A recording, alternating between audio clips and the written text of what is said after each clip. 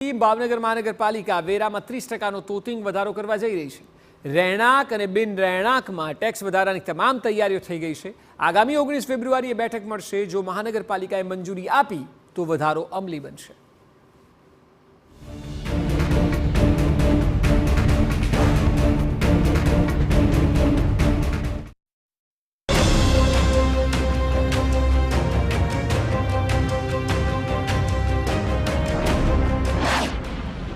ભાવનગરના લોકોની વચ્ચે મુશ્કેલી.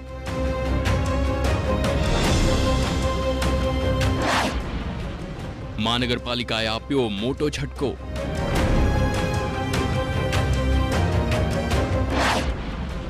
હાઉસ ટેક્સમાં કર્યો 30%નો તોતિંગ વધારો.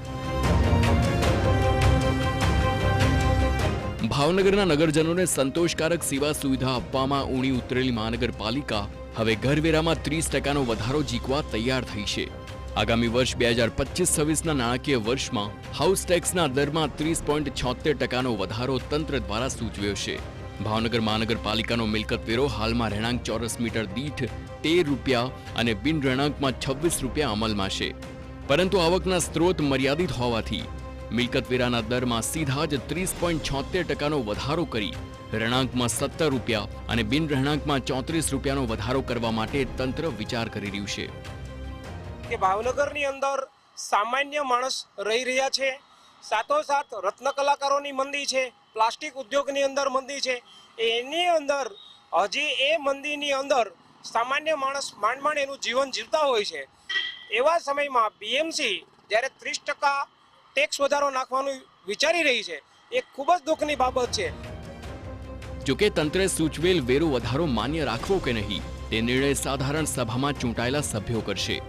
હાલ મંદીના માહોલમાં ઉદ્યોગ ધંધાઓ ઠપ છે, ત્યારે ભાવનગર કોર્પોરેશન દ્વારા ઘરવેરામાં 30%નો જબ્બર વધારો ઝીકવાની વાતને નગરપાલિકા અને વિપક્ષ ગેરવાજબી ગણાવી રહ્યા છે. ભાવનગર ભાંગતું જાય છે, રોજગાર નથી, માણસ પોતાનું ઘરનું ગુજરાન માંડ ચલાવી રહ્યા છે, ત્યારે આ જે વેરાની બાબત છે એની પ્રજાની કમર તોડી નાખશે.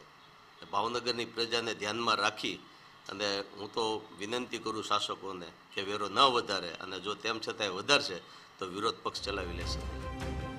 એક તરફ વેરો વધારવાની ચર્ચા ચાલે છે, તો બીજી તરફ મેયરે વેરો વધારવા અંગે કહ્યું કે હજુ વેરામાં વધારા અંગે કોઈ નિર્ણય લેવાયો નથી. નાગરિકોના હિતને ધ્યાનમાં રાખી નિર્ણય લેવાશે. 19મી ફેબ્રુઆરીએ મળનારી સાધારણ સભામાં વેરા અંગે નિર્ણય લેવાશે. હજી કાંઈ નક્કી પણ કર્યું નથી, ફક્ત વિચારીએ છીએ કેવી રીતે કરવું. જે કાંઈ આવક થાય એ અંતે તો આપણે ભાવનગરના વિકાસ માટે વાપરતા હોઈએ છીએ, ભાવનગરના લોકો માટે વાપરતા હોઈએ છીએ, ભાવનગરની પબ્લિકને સુખ સગવડતા મળી રહે તે માટે આપણે વાપરતા હોઈએ છીએ. હજી કોઈ એવી ટકાવારી નક્કી કરી નથી, અને ઓછામાં ઓછું ડેમેજ થાય, લોકોને ખર્ચ થાય, લોકોને ટેક્સ ઓછામાં ઓછો ભરવો પડે તેવું ખાસ અમે લાગણીપૂર્વક વિચારતા હોય. મહાનગરપાલિકા રોડ, ગટર અને પીવાના પાણી જેવી સુવિધાઓ આપવા તો નિષ્ફળ ગઈ છે અને ટેક્સમાં સતત વધારો કરી રહી છે, જેના કારણે ભાવનગરના લોકોમાં મહાનગરપાલિકા સામે આક્રોશ છે. હવે જોવાનું એ છે કે આગામી 19 ફેબ્રુઆરીએ શું થાય છે. ભાવનગરના લોકોને ટેક્સમાં રાહત મળે છે કે પછી ટેક્સની આફત પરેશાની વધારશે. ભાવનગરથી અજીત ગઢવી સાથે બ્યુરો રિપોર્ટ, TV9.